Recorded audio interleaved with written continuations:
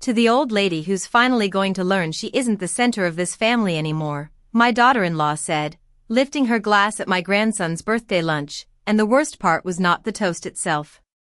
It was that my son heard every word and looked down at his napkin like the stitching suddenly mattered more than his mother. The restaurant was called Maple and Main, a warm little place in downtown Cedar Falls with brick walls, polished wood floors, and windows that caught the noon light in a way that made everything look softer than it was. Brittany had chosen it because, as she told me twice over the phone, it photographed beautifully. That was important to her. Not the food. Not whether Noah, my 8-year-old grandson, liked the place. Not whether I could comfortably climb the 3 steps at the entrance with my left knee acting up. What mattered was that the pictures would look right. I arrived 10 minutes early because that is how I was raised.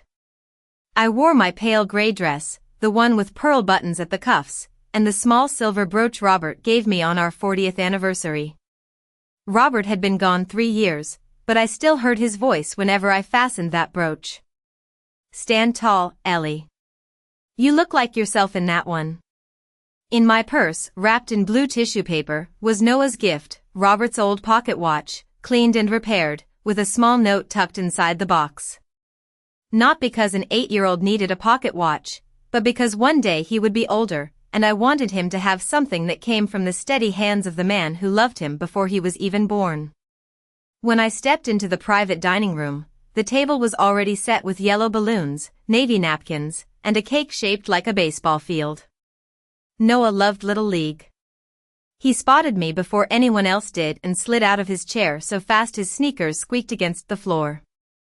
"Grandma Ellie," he said, throwing his arms around my waist. For 3 seconds, the room was exactly what I had hoped it would be. Warm. Familiar. Mine. Then Brittany's voice cut through it, bright and sharp. "Careful, Noah. Grandma's carrying something. We don't want her dropping anything. Important." She smiled when she said it, the kind of smile people use when they want cruelty to look like concern. Michael stood beside her, my only child, tall and neatly dressed in the blue shirt I had ironed for him so many times when he was younger. He gave me a quick kiss on the cheek. "Hey, Mom. Glad you made it." Made it. As though I had wandered in from some distant place instead of driving 7 miles from the house where he learned to ride a bike, where I sat up through his fevers, where Robert and I spent half our lives building a family that now seemed to have a guest list I was barely on. I sat near the end of the table, not beside Michael, not beside Noah, but 2 chairs down from Brittany's mother, who greeted me with a polite nod and then turned back to her phone. The lunch began with all the proper sounds of celebration. Forks against plates. Children laughing. Brittany reminding everyone to wait before eating so she could take photos. "Everyone smile," she said, holding her phone high. I smiled because Noah was looking at me. I smiled because I had spent 68 years learning that a woman can be breaking quietly and still look pleasant in a photograph. Halfway through the meal, just after the server brought out fresh iced tea, Brittany stood and tapped her spoon against her glass. The room settled. Noah sat up straighter, expecting a sweet speech about turning 8. I expected that too. I was foolish enough to expect kindness on a child's birthday. Brittany raised her glass, her blonde hair shining under the pendant lights, her bracelet catching every flicker. "I just want to make a toast," she said. "To Noah, our sweet birthday boy, and to new beginnings for this family." People lifted their glasses. I lifted mine too. Then she turned her eyes toward me. "And to the old lady who's finally going to learn she isn't the center of this family anymore." The silence after that was not complete. That would have been easier. Instead, there was a small, nervous laugh from someone near the cake. A cough. A chair creaking. Brittany's smile stayed fixed, waiting for me to make it harmless by laughing along. Michael stared at his napkin. My hand remained around the cold glass of iced tea. The lemon slice floated near the rim like nothing had changed. Noah looked from his mother to me, confused, his birthday crown slipping slightly over one eyebrow. I could have corrected her. I could have asked why a grown woman needed to humiliate her husband's mother at a child's birthday lunch. I could have reminded everyone at that table who paid Michael's first mortgage payment, who watched Noah every Thursday for 5 years, who brought casseroles when Brittany said motherhood was swallowing her whole. But I did none of that. I simply set my glass down, carefully, so it made almost no sound. That was quite a toast, I said. Brittany blinked. She had expected embarrassment. Maybe tears. Maybe a trembling little laugh that would let everyone pretend she had only been teasing. What she did not expect was calm. Calm has a way of making rude people nervous. "Oh, Eleanor," she said lightly, waving one hand. "Don't take everything so seriously. We're just having fun." I looked at Michael then. Just once. His face had gone pale around the mouth, but he still said nothing. That was the moment I understood something I had been avoiding for too long. Brittany had not taken my place in the family by force. Michael had opened the door and stepped aside. I turned back to Noah and reached for the wrapped box in my purse. "Happy birthday, sweetheart," I said, placing it beside his plate. His small fingers touched the blue paper, but Brittany immediately leaned over. "Maybe open that later, honey. We have a schedule." A schedule. 4 cake. 4 photos. 4 pushing me to the edge of the frame. As she bent down to adjust the gift table behind Noah, her purse slid open on the chair beside her, and I saw the corner of a cream-colored envelope sticking out. The logo was simple. Silver Pines Senior Living. Beneath it, printed clearly enough for my old eyes to read, was my full name, Eleanor Margaret Whitaker. Something cold moved through me, not fear exactly, but recognition. The toast had not been a careless insult. It was a preview. Brittany was not joking about me leaving the center of the family. She had already chosen where to put me when she pushed me out. I kept my eyes on that envelope for only a second, maybe 2, but sometimes a second is enough for a life to rearrange itself. Silver Pines Senior Living. My name beneath the logo. Not Mrs. Whitaker, not Grandma Ellie, but Eleanor Margaret Whitaker, typed neatly on a label like I was a package someone had already decided to ship away. Brittany noticed my gaze and snapped her purse closed with a little too much force. "Cake time," she announced, her voice bright enough to scratch glass. Everyone obeyed because that was what people did around Brittany. They obeyed and called it keeping the peace. The server rolled in the baseball cake, Noah clapped his hands, and the room filled with the soft, practiced cheerfulness of adults pretending nothing uncomfortable had just happened. I sang along when they sang happy birthday. My voice did not shake. I watched Noah lean forward and blow out his candles, his cheeks puffed, his eyes squeezed shut in serious concentration. For a moment, I let myself remember Michael at that age, sitting at our kitchen table with chocolate frosting on his chin while Robert held the camera and I told him to make a wish. Back then, family felt like something that held. Something that did not need contracts or proof or polite defenses. After the cake was cut, I excused myself to the restroom, not because I needed to go, but because I needed a door between my face and that table. The hallway was narrow, lined with framed photographs of old Cedar Falls in black and white, Main Street in the 1950s, a winter parade, children outside a soda shop. I stood by the restroom sink and looked at myself in the mirror. The woman looking back at me was still dressed properly, still wearing Robert's brooch, still standing straight. But her eyes had changed. There was a new stillness in them. Not sadness. Not yet anger. Something colder and more useful. I ran cool water over my hands and dried them carefully with a paper towel. When I opened the door, Noah was waiting in the hallway, shifting from one sneaker to the other. "Grandma," he whispered, as though we were sharing a secret. "Are you really moving away?" I lowered myself slightly so I could meet his eyes. "Who told you that, sweetheart?" He glanced toward the dining room. Mommy said maybe you would live somewhere with nurses and other old people. She said you forget stuff and it is safer. The words landed softly because they came from a child, but they cut deeper for that very reason. Brittany had not only spoken around me. She had spoken through him. She had taken a boy who still believed birthdays were about cake and wishes and used him to test the shape of my disappearance. Do I seem forgetful to you? I asked gently. Noah shook his head right away. No. You remember the names of all my baseball cards. Then his face tightened. But Mommy said not to make you upset because old people get confused when plans change. I placed my hand on his shoulder, light and steady. Listen to me, Noah. Grown-ups sometimes say things when they want other people to believe them. That does not make those things true.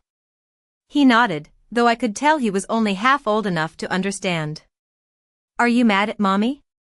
That question nearly undid me. Not because the answer was hard, but because the answer was too clear. I am thinking, I said. Sometimes thinking is better than being mad. He seemed to accept that. Children often understand quiet better than adults do. He reached into his pocket and pulled out a small folded napkin. I saved this for you, he said. Inside was one of the sugar baseball decorations from his cake, slightly cracked but intact.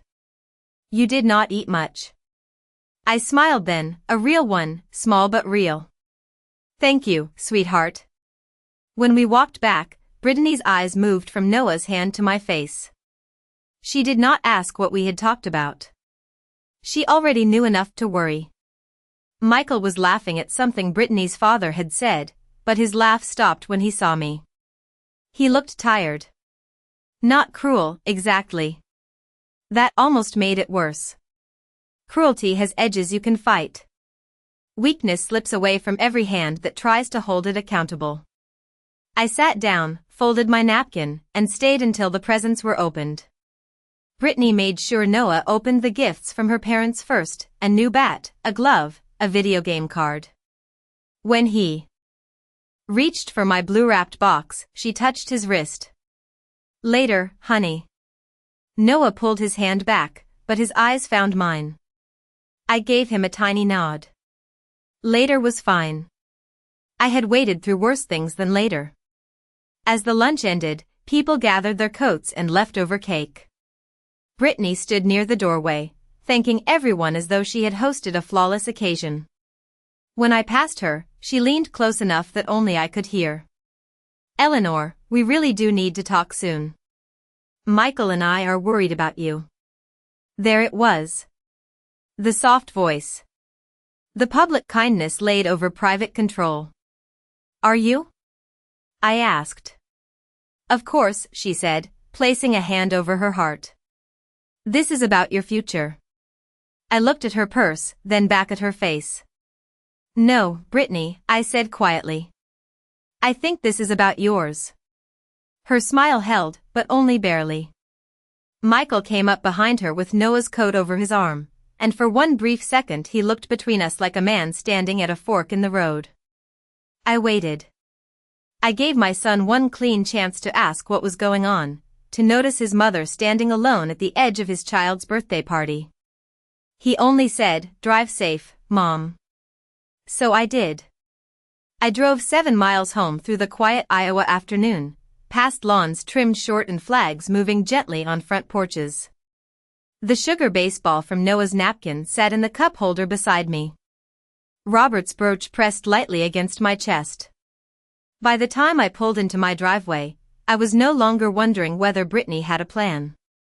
I was wondering how long she had been counting on me not having one. The house was quiet when I stepped inside, but it was not the peaceful kind of quiet. It was the kind that waits for you, the kind that makes the ticking clock in the hallway sound like a question. I set my purse on the kitchen counter and stood there for a moment with my coat still on, looking at the familiar room. The white cabinets Robert had painted himself one spring. The oak table where Michael used to do homework with one sock always sliding halfway off his foot. The small ceramic bowl by the sink where I kept peppermints for Noah because he liked to take one for the drive home.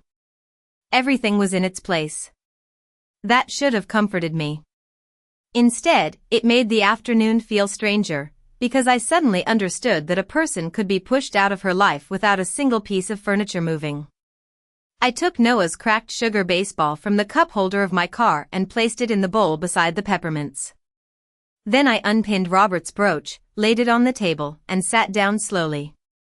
My left knee ached from the restaurant steps, but that pain was honest. It did not pretend to be concern. I thought of the envelope in Brittany's purse. Silver Pines Senior Living. I had seen advertisements for that place in the Sunday paper. Smiling gray-haired couples walking through bright gardens. A dining room with linen napkins. A nurse in soft blue scrubs helping someone with a puzzle. It was the kind of place designed to make other people feel less guilty. I had nothing against senior communities. Some people needed them.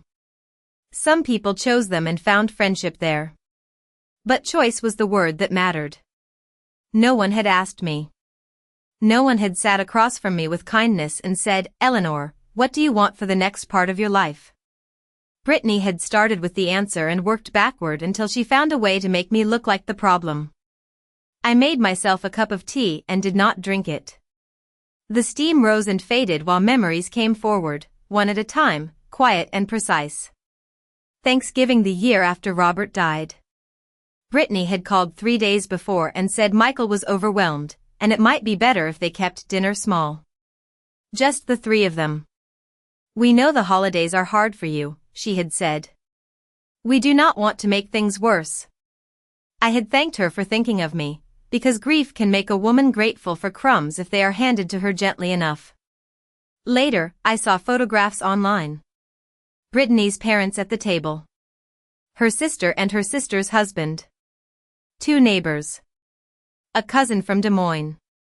Noah holding a turkey leg with both hands, grinning. A small dinner, apparently, meant everyone except me. Then came Noah's school concert. I had asked for the time twice. Brittany told me. 7 o'clock. I arrived at 6:30 with a small bouquet of daisies, only to find parents already leaving the auditorium. The concert had started at 5:30. Michael looked genuinely startled when he saw me standing there with flowers in my hand. "Mom, I thought Brittany told you," he said. Brittany had widened her eyes and touched my elbow. "Oh, Eleanor, I am so sorry. You know how mixed up these school emails get." Mixed up. That was one of her favorite words. Misunderstood was another.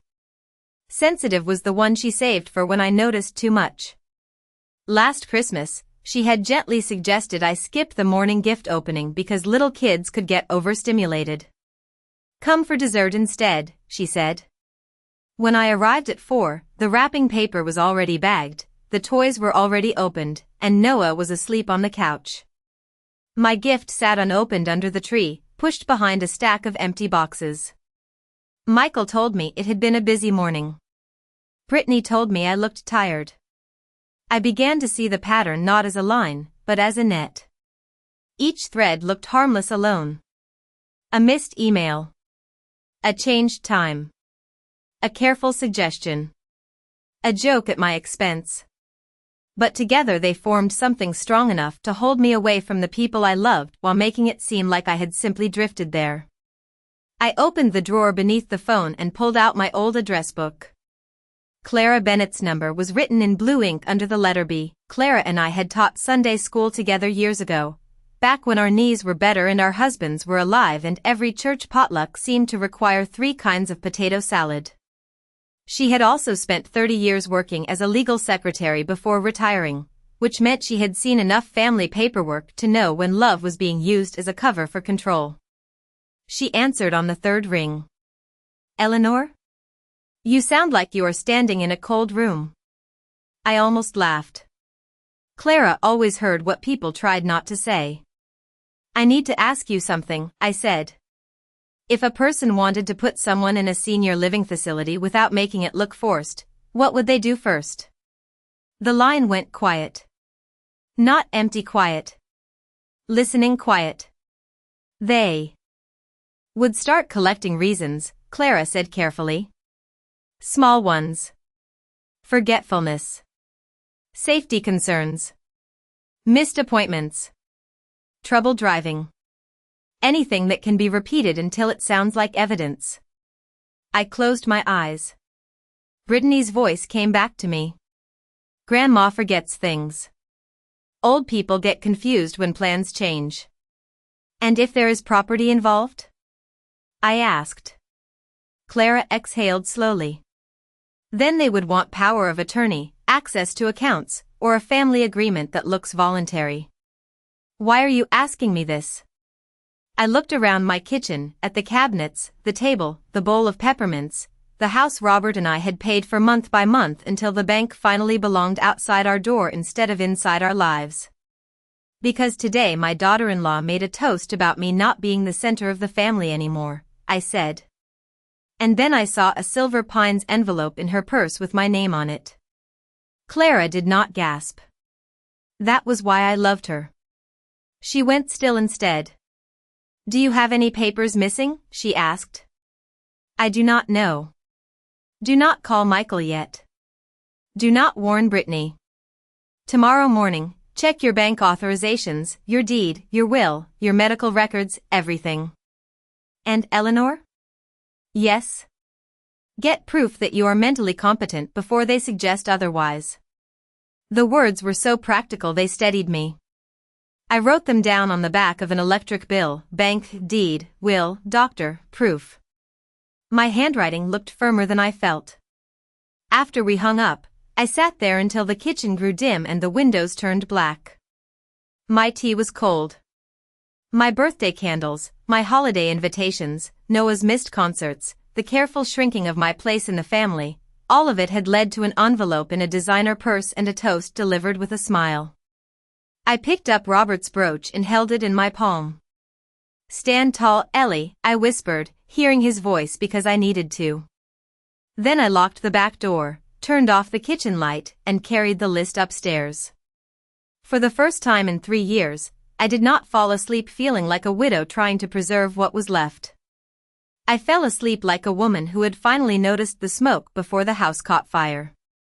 Morning came with the pale gray light that always made my bedroom look older than it was. I woke before the alarm, though I had slept only in pieces. For a few minutes, I lay still and listened to the house. The furnace clicked on. A truck passed on Hawthorne Street. Somewhere outside, a dog barked once and then stopped. Ordinary sounds. Ordinary morning. But my mind had already returned to the list on my nightstand: bank, deed, will, doctor, proof. I dressed carefully, not because anyone would see me who mattered, but because I needed to feel like myself. Navy slacks. Cream sweater. Robert's brooch pinned near my collarbone. Sensible shoes. I made oatmeal, ate 3 bites, and put the bowl in the sink. Then I gathered my purse, my file folder, my reading glasses, and the small leather notebook where I had started writing down dates. People think betrayal arrives as one large event. Sometimes it does. More often, it arrives as a series of small accommodations you make to keep peace. You let one holiday pass. You accept one changed time. You laugh off one comment. You tell yourself your son is busy, your daughter-in-law means well, your grandson is young, and you are lucky to be included at all. Then one day you see your name on an envelope you never asked for, and you realize peace was not being kept. You were being managed. My first stop was First Cedar Bank, where Robert and I had opened our joint account in 1986, back when Michael was a baby and every extra dollar felt like a miracle. The lobby still smelled faintly of coffee and copier paper. A young teller looked up from her screen and smiled. Good morning. How can we help you today? I asked to speak with someone about account authorizations. She directed me to a glass office where a woman named Denise listened with the careful patience of someone trained not to react too quickly. I handed her my identification and explained that I wanted a full review of anyone listed on my accounts, safety deposit box, online access, and emergency contacts. Denise typed for several minutes. I watched her face instead of the screen. Faces often speak before mouths do. Mrs. Whitaker, she said at last. Your checking and savings accounts are only in your name. There is no co-owner. My shoulders eased slightly. Then she added, however, there is an authorized viewer listed on your online profile. Who? I asked, though I already knew the shape of the answer. Michael Whitaker. I nodded. That did not surprise me. Robert and I had added Michael years ago as an emergency contact after Robert's first heart scare. Anyone else? Denise hesitated. There was a request submitted 2 weeks ago to add Brittany Whitaker as a secondary emergency contact for account communication. It was not completed because we still needed your written authorization. The room became very quiet around me. 2 weeks ago. Before Noah's birthday lunch. Before the toast. Before the envelope slipped open in her purse. Who submitted the request? Denise looked at the screen again. It appears it came through your son's online profile. Michael. My careful, conflict-avoiding Michael, who hated paperwork and had once asked me how to renew his car registration when he was 31 years old. Was any money moved? I asked. No, ma'am. No transfers outside your usual activity. I let out a breath I had not realized I was holding. Remove all viewer access today. Remove every emergency contact except my attorney, once I provide his information. Change the online credentials. Add a verbal password to the account. Denise nodded with no judgment in her eyes, and that kindness nearly hurt. We can do that. While she printed forms, I looked through the glass wall at the lobby. An older man in a seed corn cap stood in line with a deposit slip. A mother helped her little girl choose a sucker from the bowl near the teller window. Life continued its small errands while mine quietly shifted under my feet. I signed every page slowly, reading each line. That was something Robert had taught me. Never sign in grief. Never sign in a hurry. Never sign because someone you love is tired of explaining. When I left the bank, I sat in my car for a moment with both hands on the steering wheel. I did not cry. I thought about Michael instead. I thought of him at 9, standing in the driveway with a scraped elbow. Trying not to admit he wanted me to clean it. I thought of him at 17, embarrassed when I hugged him after his graduation ceremony but leaning into me anyway.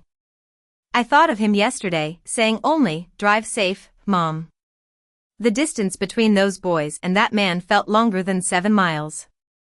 My second stop was the county recorder's office.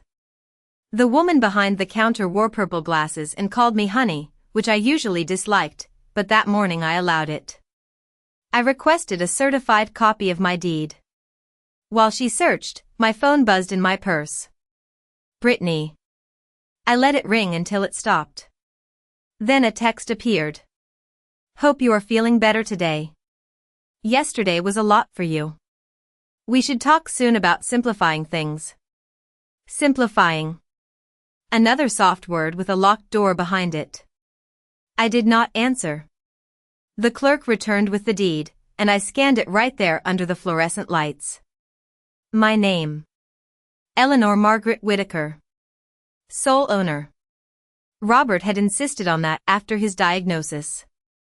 I want the roof over your head to be yours alone, he had said, sitting at our kitchen table with a blanket over his knees and a stubbornness in his voice that illness never managed to take from him. I pressed my fingers lightly against the paper. Thank you, Robert, I whispered so quietly the clerk did not hear. From the recorder's office, I drove to Dr. Patel's clinic on the west side of town. I did not have an appointment, but I asked if he had 10 minutes between patients. I had known him for 12 years. He had treated Robert. He had adjusted my blood pressure medication after the funeral. When he stepped into the exam room, his expression changed as soon as he saw my file folder. Eleanor, what is going on? I told him only what he needed to know. That a family member had begun suggesting I was forgetful. That I wanted a formal cognitive screening and a note documenting my ability to manage my own affairs. He did not laugh. He did not dismiss me. He sat down, folded his hands, and said, "Let us make the record clear." I answered his questions. Date. Location.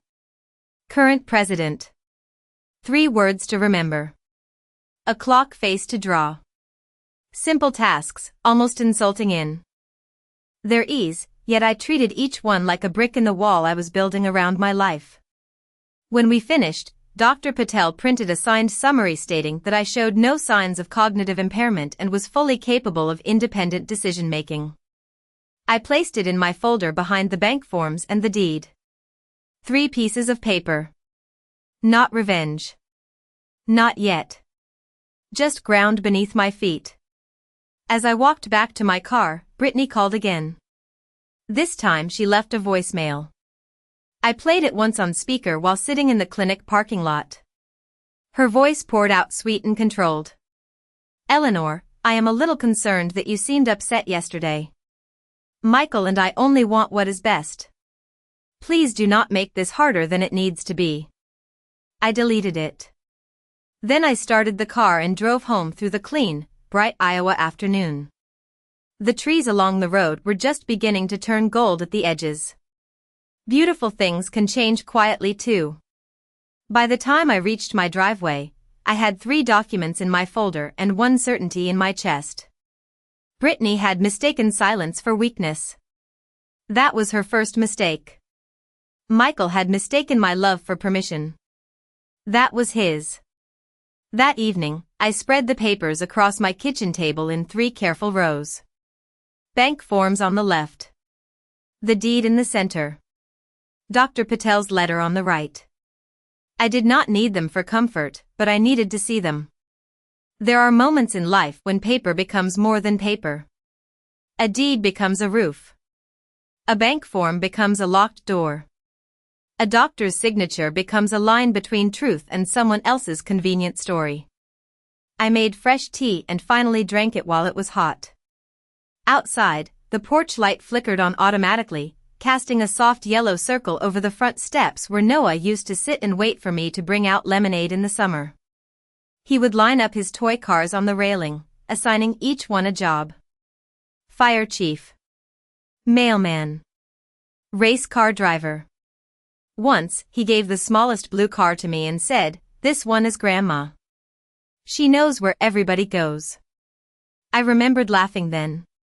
Now the memory sat in my chest like a stone warmed by the sun. I opened my leather notebook and began writing a timeline, not dramatically, not with shaking hands, just the way I used to write lesson plans when I taught 4th grade. Dates. Events. Who said what? Who was present? Thanksgiving invitation withdrawn. School concert time changed. Christmas morning excluded. Noah told I forget things. Silver Pines envelope seen. Bank request submitted 2 weeks earlier. The list looked plain on the page. That made it worse. Cruelty dressed as family concern does not always look cruel when written down.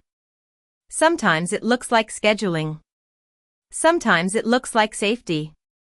Sometimes it looks like a daughter-in-law saying, "We only want what is best," while quietly deciding best means removing you from your own life. Around 7 o'clock, Clara arrived with a casserole dish in one hand and a folder tucked under her arm. She did not ring twice, because Clara had never been the kind of woman to apologize for entering a storm. "I brought chicken and rice," she said when I opened the door. "People think better when they are not hungry." "I am not sure food will fix this," I said. "It will not," she replied, stepping past me. "But it will keep you from fainting while you fix it yourself." That was Clara. No poetry unless it came with a fork. We sat at the kitchen table, and I showed her everything. She read Dr. Patel's letter first, nodded once, and placed it neatly back in the folder. Then she reviewed the bank forms and the certified deed. "Good," she said. "You moved quickly.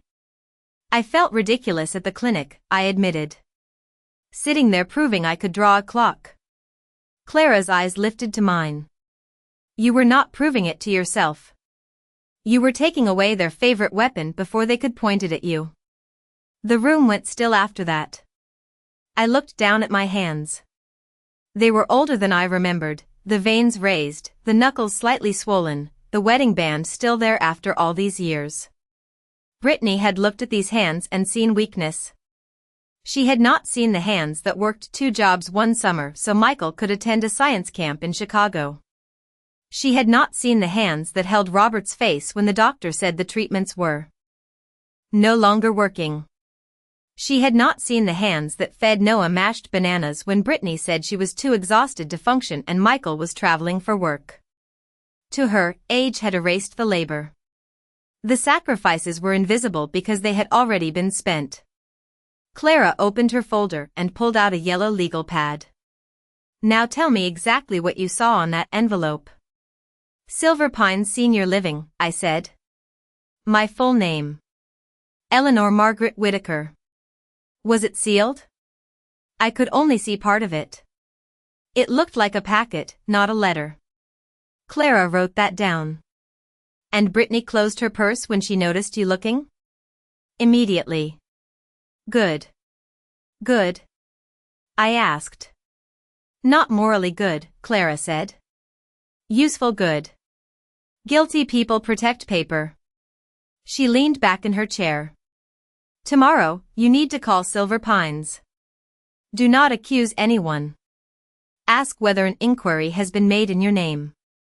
Ask whether there is an appointment scheduled. Ask whether any documents were requested.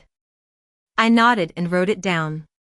The kitchen smelled like warm casserole, black tea, and the faint lemon polish I used on Sundays. Such a normal room for discussing the quiet theft of a person's dignity. My phone buzzed on the table. Michael. His name lit up the screen, and for 1 second, my body reacted before my mind did. I wanted to answer. Of course I did. A mother's hope is a stubborn thing. It rises even after being stepped on. Clara did not tell me what to do. She only watched. I let it ring. Then a message appeared. Mom, Brittany says you seemed tense after lunch. Please do not turn this into a thing. She was joking. I read it twice. Please do not turn this into a thing. As if I had raised my glass and shamed myself. As if I had printed my own name on that senior living envelope. As if the wound was not the insult, but my refusal to laugh while bleeding quietly inside. I typed 1 sentence. Then I deleted it. I typed another. Deleted that too. Finally, I set the phone face down. I am not ready to speak to him, I said. Clara nodded. Then do not reward him with your voice yet. After she left, I carried the casserole dish to the refrigerator and returned to the table. The papers were still there, waiting patiently. I thought of Robert again, not as he was at the end, but as he had been when we first bought this house. He stood in the empty living room with paint on his jeans, laughing because the previous owners had left one ugly orange lamp behind. Every family needs one terrible heirloom, he said. We kept that lamp in the basement for 20 years because neither of us could throw it away. This house was not fancy. It did not have a lake view or granite countertops or the kind of open floor plan Brittany admired in magazines. But it held our ordinary life. It held the pencil marks on the pantry door where we measured Michael's height. It held Robert's workbench in the garage. It held the guest room Noah called his clubhouse because I let him keep a sleeping bag under the bed. And somewhere in Brittany's mind, all of that had become an asset to be managed, a problem to be simplified, a future sale hidden behind the language of care. I closed the notebook and placed it beside the papers. Then I went upstairs to the small cedar chest at the foot of my bed. Inside, beneath old quilts and Robert's folded army jacket, was the copy of my will we had updated after his diagnosis. I had not read it in 3 years. grief had made it feel disloyal to think about what came after me when I was still learning how to live after him. I carried it downstairs, sat beneath the kitchen light, and opened the first page. Michael was listed as primary beneficiary. Brittany was not named, but through Michael, she would touch everything. The house. The accounts. Robert's tools. My jewelry. Even the small savings account I had started for Noah but never legally protected. I saw it clearly then. Love, if left unguarded, could become a hallway for the wrong people to walk through. I took out a clean sheet of paper and wrote 3 words at the top: protect Noah first. Not punish Michael. Not destroy Brittany. Not win.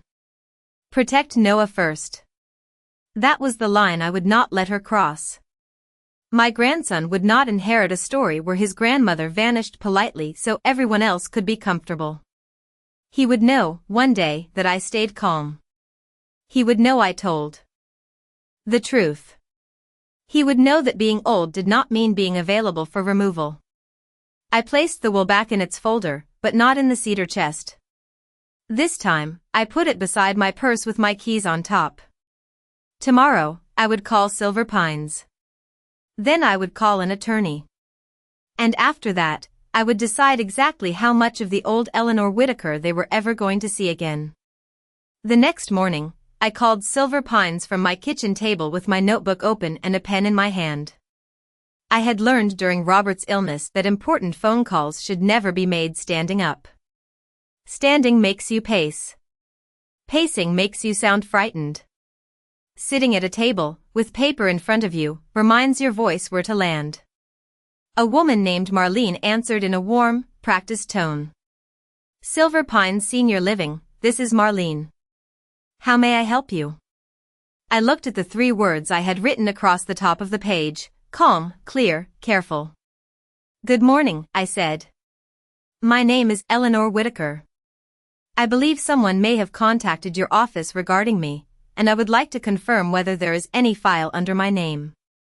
There was a pause, the faint sound of typing, then Marlene said, Yes, Mrs. Whitaker, I do see an inquiry profile here. My pen stopped moving. When was it created? Let me check. It looks like the initial contact was made 11 days ago. 11 days. Before the birthday lunch. Before the toast. Before Brittany's smile turned a private plan into public entertainment. Who made the inquiry? I asked. Marlene hesitated. The contact name listed is Brittany Whitaker. Relationship, daughter-in-law. I wrote it down. My handwriting remained steady. Was I ever contacted directly? I do not see any direct call with you, no. The notes say the family was exploring options on your behalf. On my behalf. There are phrases people use when they want control to sound generous. Are there any appointments scheduled? I asked. More typing. There is a private tour scheduled for this Friday at 10 in the morning. It says Michael and Brittany Whitaker will attend. I looked toward the window over the sink. A cardinal stood on the back fence, bright red against the pale morning. Friday. They had been planning to tour a place for me without me. Were any documents requested? I asked. Only general information so far. Financial resources, medical needs, mobility, and whether there is power of attorney in place. My mouth went dry, but my voice did not change. Please add a note to that profile that no one has permission to discuss my personal information, housing, finances, or medical situation unless I am physically present or have provided written authorization directly. Marlene's tone shifted. Not dramatically. Just enough to tell me she understood. Of course, Mrs. Whitaker. I can add that immediately. And please cancel any appointment made in my name. Yes, ma'am. When the call ended, I sat still for a full minute. The house did not move. The clock ticked. The cardinal flew away. 11 days. I said it out loud once, not because I needed to hear it, but because truth deserves air. Then I called the office of Harold Simmons, the attorney who had handled Robert's estate. Harold was 73, slow-speaking, and impossible to rush. Robert trusted him because he read every comma like it owed him money. His receptionist found me an appointment that afternoon after I told her it concerned estate protection and possible misuse of family authority. At 2 o'clock, I sat across from Harold in his office on the second floor of a brick building near the courthouse. His shelves were full of binders, law books, and framed photographs of grandchildren in soccer uniforms. He listened without interrupting as I laid out the timeline. The toast. The envelope. Noah's question. The bank request. Silver Pines. Dr. Patel's letter. I placed each document on his desk in order. Harold read them slowly. That was his way. He did not offer comfort before he understood facts. When he finished, he removed his glasses and folded them on top of the deed. "Eleanor," he said, "you have done exactly what you should have done." "I do not want to be cruel," I said. The words surprised me when they came out. Harold's expression softened. "Setting boundaries around your own life is not cruelty. Michael is still my son." "Yes," he said. "And you are still a legal adult." That sentence landed harder than I expected. A legal adult. Not a burden. Not a fading relative to be arranged around. Not an old lady waiting for placement. A legal adult with a house, accounts, a mind, a name, and the right to say no. Harold pulled a yellow pad toward him. "We need to update your will. We need to create a revocable living trust. If your priority is Noah, we can establish an education trust that benefits him without giving Michael or Brittany control. We should also prepare a durable power of attorney naming someone you trust, and a healthcare directive that clearly excludes anyone you do not want making decisions." I thought of Clara. Straight-backed, clear-eyed Clara, who brought casserole into a crisis. "I want Clara Bennett listed," I said. "Not Michael?" Harold asked gently. I looked down at my wedding band. "Not right now." He nodded, not judging me. We spent the next hour reviewing choices I had avoided for years because grief had made the future feel rude. I decided the house would go into the trust. Noah's education fund would be protected until he was 25, with Harold's firm serving as trustee. A modest amount would remain for Michael, but not outright and not under Brittany's reach. Personal items would be listed separately, Robert's tools for Noah, my wedding china for Clara's granddaughter who loved old things, my jewelry held until Noah was grown enough to decide whether he wanted to keep it or pass it to someone he loved. When Harold asked whether I wanted to include a letter explaining my reasons, I shook my head. Not yet. Explanations are useful when people want to understand. Brittany wanted leverage. Michael wanted comfort. Neither was the same as truth. Before I left, Harold gave me copies of the preliminary instructions and scheduled a signing appointment. "Do not discuss this with your family until the documents are executed," he said. "And do not attend any family meeting alone." "I have a feeling there will be one," I said. "There usually is," he replied. When I returned home, there was a white envelope tucked halfway under my front door. For one strange second, I thought of Silver Pines and felt my chest tighten. But the handwriting on the front was large and uneven. Grandma Ellie. I opened it in the hallway. Inside was a drawing from Noah. He had drawn a house with yellow windows, a stick figure of me in the yard, and a small blue car beside the porch. At the bottom, in careful second-grade letters, he had written, "I want you to stay where I can find you." I pressed the paper gently against my chest. Not because I was weak. Because some things are worth feeling. That night, Brittany sent another message. "We are having everyone over Sunday evening to talk about your care plan. Please come with an open mind." I read it while standing under the hallway light, Noah's drawing still in my hand. My care plan. How polished it sounded. How final. I placed the phone on the table, took out my notebook, and wrote Sunday evening beneath the timeline. Then I added one more line, let her speak first. Sunday arrived with the kind of clear blue sky that would have looked cheerful from the outside. I spent the morning the way I always had. I watered the fern on the porch, folded a load of towels, and swept the kitchen even though it was already clean. Ordinary tasks have a way of reminding a woman that her life belongs to her hands. At 3 o'clock, Clara came over wearing a charcoal cardigan and carrying a slim leather folder. I am not here to talk for you, she said, stepping into the hallway. I am here so they know someone is listening. That may be enough, I said. It usually is, Clara replied. We sat at the kitchen table while I reviewed the documents one more time. I did not plan to show everything. Not yet. Harold had taught me that evidence should not be scattered like birdseed. It should be placed exactly where it needs to land. In my purse, I carried Dr. Patel's letter, the bank confirmation removing outside access, the certified deed, a printed note from Silver Pines confirming the cancelled appointment, and Harold's card. I also carried Noah's drawing, folded once inside my wallet. Not as proof. As a reminder. At 5:15, Clara drove us to Michael and Brittany's house because she did not want me leaving alone afterward if things became unpleasant. Their house sat in a newer subdivision on the north side of Cedar Falls, all beige stone, black shutters, and a front porch too narrow for anyone to actually sit on. Brittany liked houses that looked welcoming from the street and controlled from the inside. There were already several cars in the driveway when we arrived. Brittany's parents. Her sister Lauren.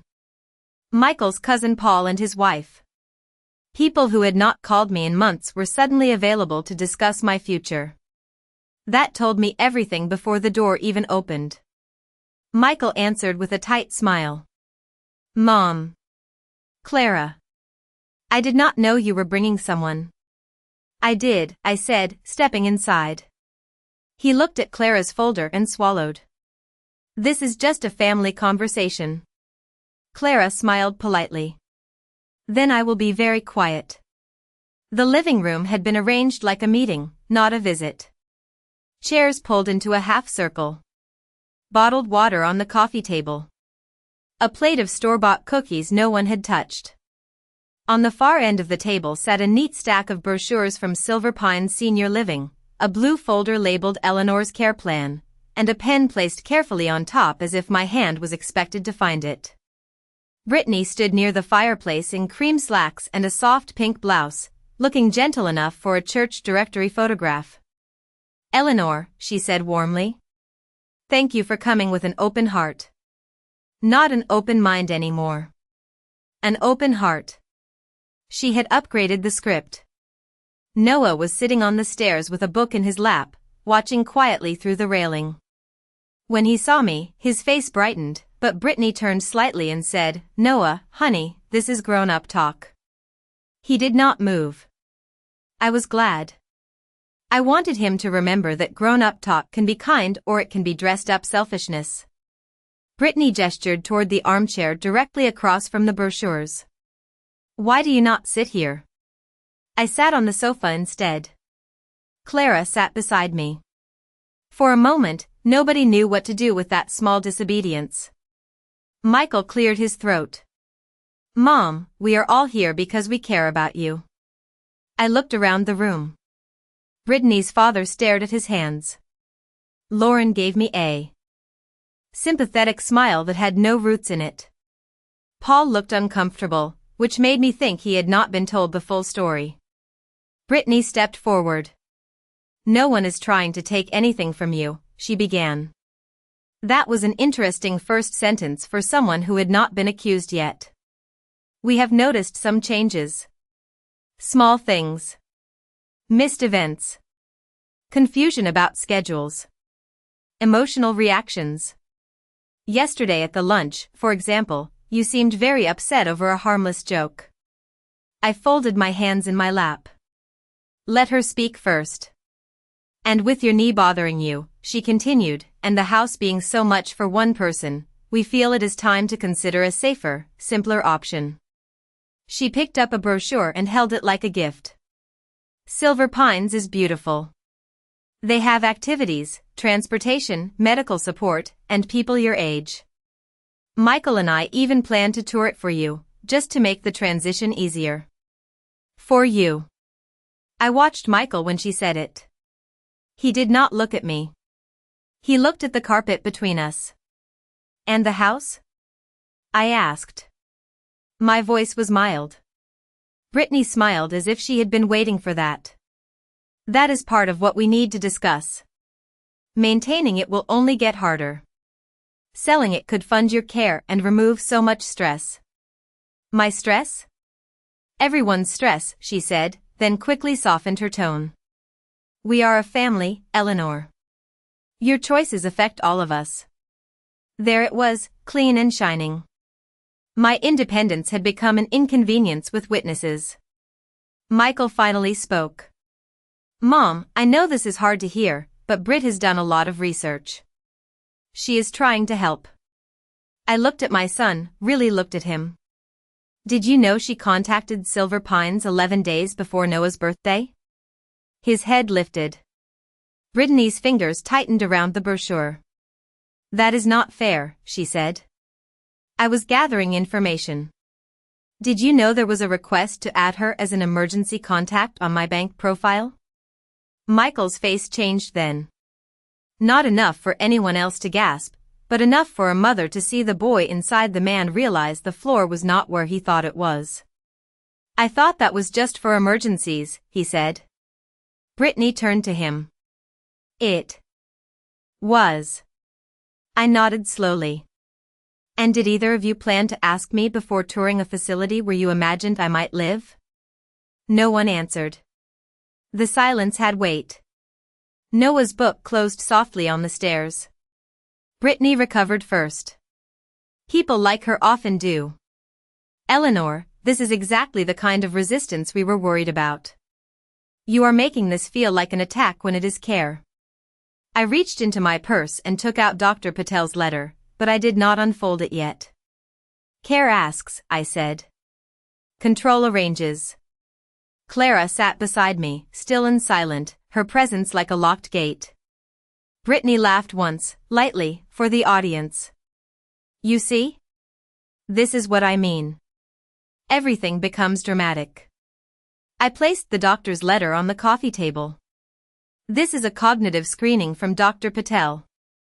Completed this week. It states that I show no signs of cognitive impairment and am fully capable of managing my own affairs. Paul leaned forward. Brittany's mother stopped pretending to inspect her bracelet. Michael stared at the paper as though it had spoken.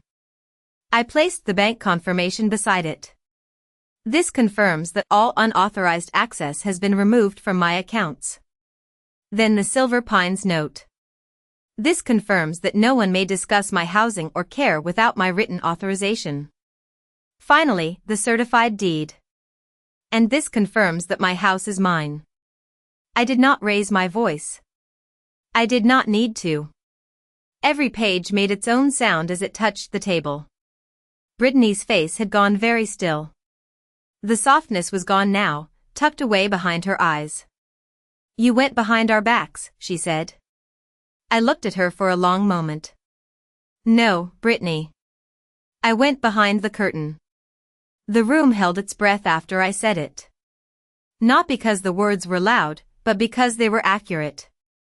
Brittany's face remained composed, but the color had shifted beneath her makeup, just enough to tell me the documents on the coffee table had reached places her smile could not protect. Michael stared at the deed, then at the Silver Pines confirmation, then finally at me. Mom, he said quietly, why did you not just talk to me? That question almost made me laugh, not because it was funny, but because of how often people ask for a conversation only after their plan has been interrupted. I tried talking to you for years, I said. I talked when Christmas morning became too much for me to attend. I talked when Noah's concert time was changed and no one corrected it. I talked when Thanksgiving became small enough to exclude me and large enough to include everyone else. You called it confusion. You called it sensitivity. You called it Brittany trying her best. Michael looked away. Brittany stepped forward, her voice tightening under its polish. This is unfair. You are taking little misunderstandings and turning them into some ugly story. Then let us stay with facts, Clara said, speaking for the first time. Her voice was calm, almost pleasant. Facts are usually less dramatic than feelings. Brittany's eyes moved to her.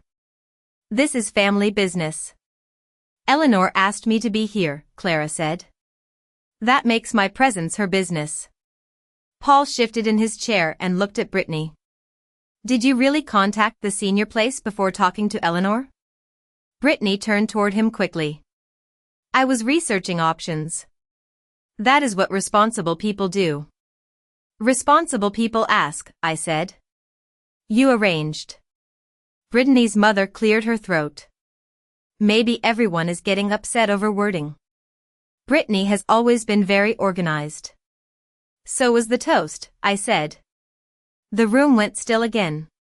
Brittany's expression sharpened. Oh, for heaven's sake, Eleanor, it was a joke. No, I said. A joke invites everyone to laugh. That toast asked everyone to agree that I had become a problem. Michael rubbed both hands over his face. It was a gesture I knew from his childhood, when he had broken a lamp and hoped if he looked miserable enough, consequences might soften around him. Brit, he said, not looking at me, the toast was not great. Not great. I let those two words sit between us. Not cruel. Not humiliating. Not wrong. Just not great, like an overcooked steak or a late delivery. Michael, I said, your wife raised a glass at your son's birthday lunch and reduced your mother to an old lady in front of a table of people. You did not defend me then. Please do not minimize it now. His shoulders dropped. Brittany crossed her arms. This is exactly what I mean. You make everything about respect, but what about Michael? What about the pressure on him? What about us having to worry every time you drive or every time you refuse help? I drove 7 miles to Noah's birthday, I said. I drive to church, the grocery store, and Dr. Patel's office. I have had no accidents, no tickets, and no doctor advising me to stop. But you have repeated concern often enough that it has started to sound like evidence. Clara opened her folder and slid one sheet toward me. I had almost forgotten she brought it. Almost. It was the timeline we had made together, cleanly typed. No accusations. Just dates and events. I placed it beside the other papers. This is not every hurt, I said. It is only the pattern. Paul leaned forward again and read the first few lines. Lauren's sympathetic smile faded as her eyes moved down the page. Brittany reached for it, but I placed my hand on the paper. Gently. Firmly. No, I said. You have had enough time holding the story. It was a small sentence, but it changed the room. For years, Brittany had interpreted my manners as permission.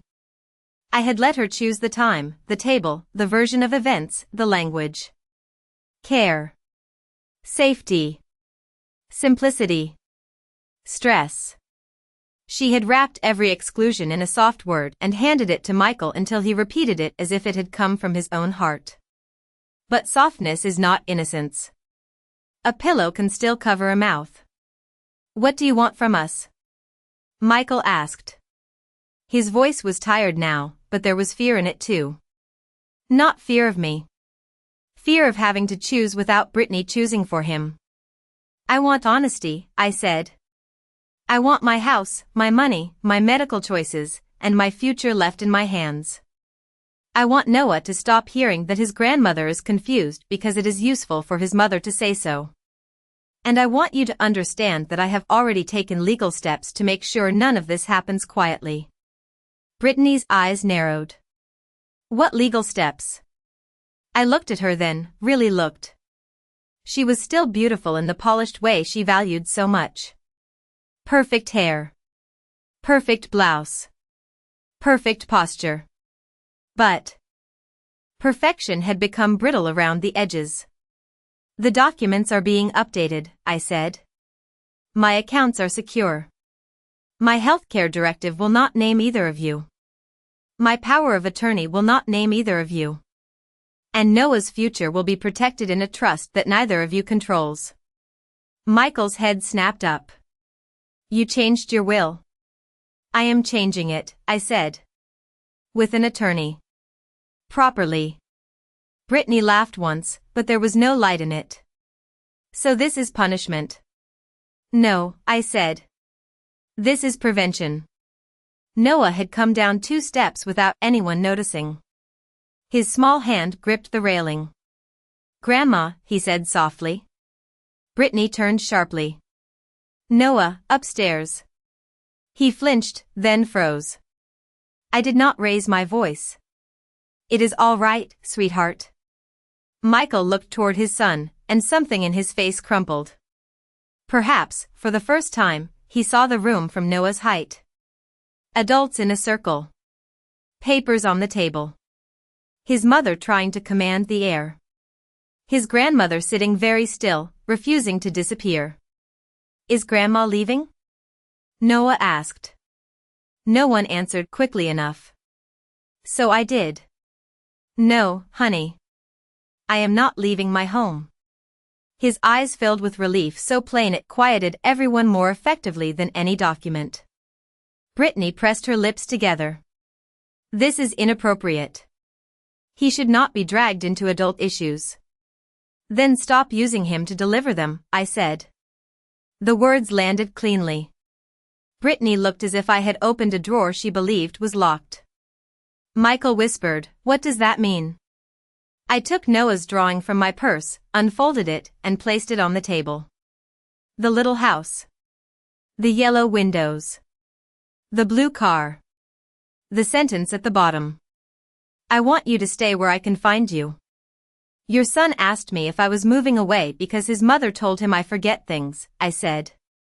That was the part one could not forgive as easily as the toast. Michael stared at the drawing. His face changed slowly, painfully, like someone reading a letter from a person he had failed. Noah, he said, his voice unsteady, did Mom tell you that? Noah looked at Brittany first, then at me. I gave him the smallest nod, not to pressure him, only to tell him truth was safe. With me. She said Grandma might need a place with nurses because old people get mixed up, he said. But Grandma remembers all my cards. No one moved. Brittany's polished expression finally cracked, not into guilt, but irritation. I was preparing him, she said. Children need preparation. For something you had no right to decide, I replied. That was when Michael stood up. He did not shout. He did not make a grand speech. He simply stood and looked at his wife as if a curtain had shifted and the room behind it was not the one he expected. Brittany, he said, did you plan all of this before talking to Mom? She opened her mouth, then closed it. In that silence, everyone heard the answer. I gathered my documents one by one and returned them to my folder. The meeting was not over because everything had been resolved. It was over because the truth no longer needed my help standing upright. I rose from the sofa, and Clara rose with me. Eleanor, wait, Michael said. I looked at my son, and for a moment I saw the boy with the scraped elbow, the graduate leaning into my hug, the new father placing Noah in my arms with tears in his eyes. Then I saw the man who had watched me be humiliated and called it a joke because that was easier than courage. I waited a long time, I said. That is part of the problem. Clara and I were halfway to the front door when Noah came down the stairs and crossed the room faster than anyone could stop him. He did not run wildly or make a scene. He simply came to me with the serious little face children wear when they know adults have made something complicated that should have been simple. Grandma, he said, can I still come to your house? I knelt carefully, one hand on the arm of the chair to steady my knee. Always, I said. My porch light will be on, and the peppermint bowl will stay full. His mouth trembled, but he nodded like that answer mattered more than cake or presents or any grown-up explanation. I kissed his forehead and smoothed his hair back the way I had done since he was a baby. Brittany made a small sound behind us, something between impatience and embarrassment, but for once, she did not interrupt. Michael watched us from beside the coffee table, his hands hanging at his sides. He looked older than he had an hour earlier. Maybe truth ages a person quickly when it arrives all at once. Mom, he said, please do not leave like this. I stood slowly. How would you prefer I leave, Michael? Quietly after signing papers? Politely after selling my home? Smiling from the passenger seat while someone else drives me to a place I never chose? He flinched. I did not enjoy that. A mother does not stop being a mother simply because her child has failed her. Pain still recognizes the face it raised. But recognition is not surrender. I did not know all of it, he said. No, I replied. You chose not to know enough. Brittany folded her arms again, but the gesture had lost its authority. This is going to damage the family, she said. I looked around the room at the brochures, the untouched cookies, the bottled water, the relatives who had gathered to witness my surrender and instead witnessed my refusal. No, Brittany. The damage happened when you decided my life was something to arrange behind my back. Tonight only named it. Clara opened the front door, and the cool evening air moved into the room. It smelled like cut grass and someone's charcoal grill down the street. Such an ordinary American Sunday smell, the kind that usually means families are eating dinner on paper plates and children are being called inside before dark. I used to want that kind of ordinary more than anything. I wanted Sunday calls, school recitals, porch visits, a place at the table that did not have to be defended with documents. But wanting a family to be whole does not give them permission to make you small. Before I stepped outside, I turned back to Michael. The trust for Noah will remain. His education will be protected. He will not be punished for adult choices. Michael's eyes filled, though no tears fell. Thank you, he whispered. Do not thank me for loving him, I said. Learn from it. Then I looked at Brittany. She had gone pale now, not in a dramatic way, but in the quiet way people do when they realize the room no longer believes their version first. You thought my manners meant I could be managed, I said. They did not. They meant I was raised better than the way you treated me. She said nothing. For the first time since I had known her, Brittany had no soft word ready. No misunderstanding. No concern. No careful smile. Just silence, and silence suited her less than it suited me. Clara and I walked to her car without rushing. Behind us, the house stayed bright and still. Through the front window, I saw Noah standing near the curtain with one hand raised. I raised mine back. Clara waited until we were buckled in before she spoke. You did well. I looked down at my folder on my lap.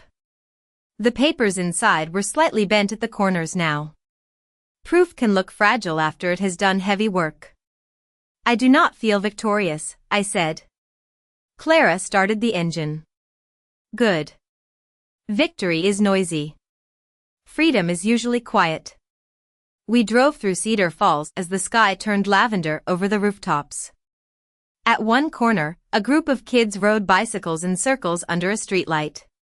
At another, an older couple walked a small dog that kept stopping to inspect every mailbox. Life had not changed for anyone else. That was the strange part. A family can split open in a living room, and the neighborhood will still smell like barbecue. When I got home, my porch light was on, just as I had promised Noah. I unlocked the door and stepped into my own hallway. My own house. Those words felt different now. Not lonely. Not defensive. Simply true. I placed the folder on the kitchen table, set Noah's drawing beside it, and returned Robert's brooch to the small dish near the sink. Then I did something I had not done in years. I opened the windows. The evening air came in softly, moving the curtains Robert always said made the kitchen look like a place where people could breathe. On Monday, Harold finalized the documents. Clara signed where she needed to. Dr. Patel's letter went into my medical file. Silver Pines confirmed in writing that no one but me could discuss my future with them.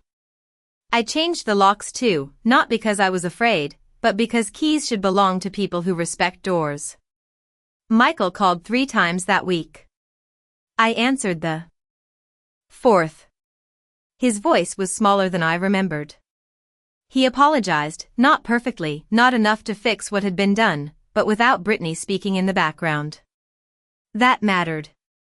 I told him forgiveness was not a door he could push open because he felt sorry. It was a road, and he would have to walk it honestly if he wanted to reach me. As for Brittany, she sent one message about being hurt by my accusations. I did not respond. Some people call any boundary an accusation because they are used to crossing lines without being named. 2 Saturdays later, Noah came over for lunch. Michael brought him to the porch and did not try to come inside until I invited him. That mattered too. Noah ran straight to the peppermint bowl, then to the guest room he still called his clubhouse.